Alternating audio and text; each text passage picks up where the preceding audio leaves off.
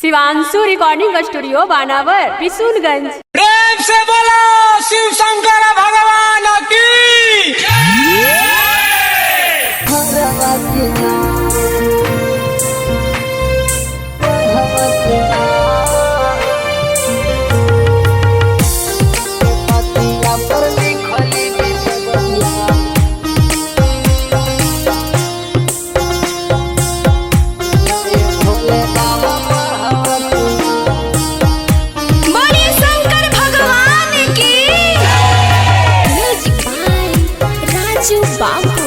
Mix by Rajnish प्रेमी यादव।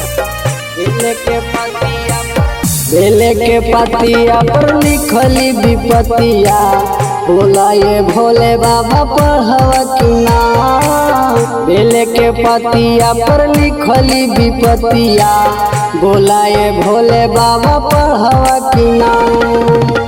संकट में है जब का तोहर, बोला दुखवा हरवा की नाम। बेले के पतिया पर लिखली विपतिया, बोला ये भोला बाबा हरवा की नाम। बेले के पतिया पर लिखली विपतिया, बोला ये भोले बाबा हरवा की नाम।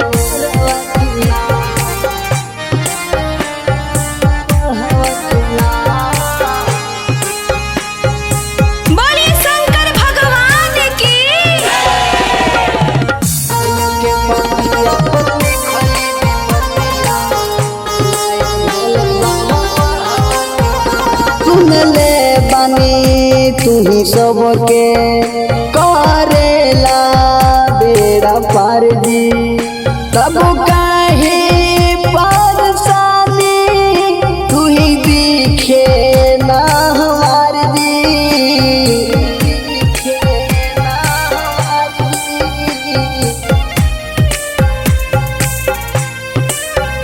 सुन ले बानी तुम्ही सबके करेला बेड़ा पार जी, तब काहे परेशानी तू ही दिखे ना हमार जी।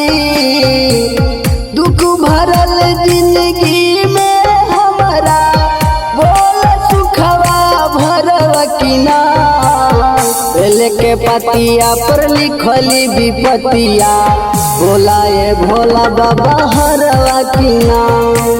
बेले के पतिया पर लिखली विपतिया, बोला ये भोले बाबा हरवा की नाम।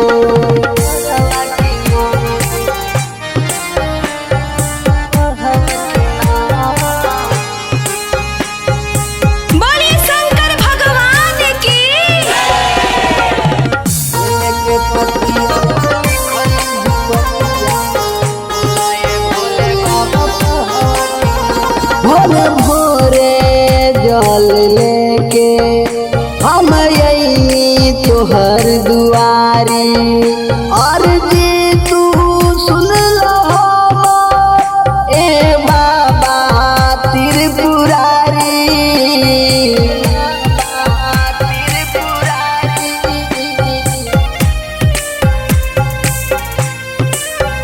भोरे भोरे जल लेके हम यही तोहर दुआरी, और जी तू सुन लो ए बाबा त्रिपुरारी।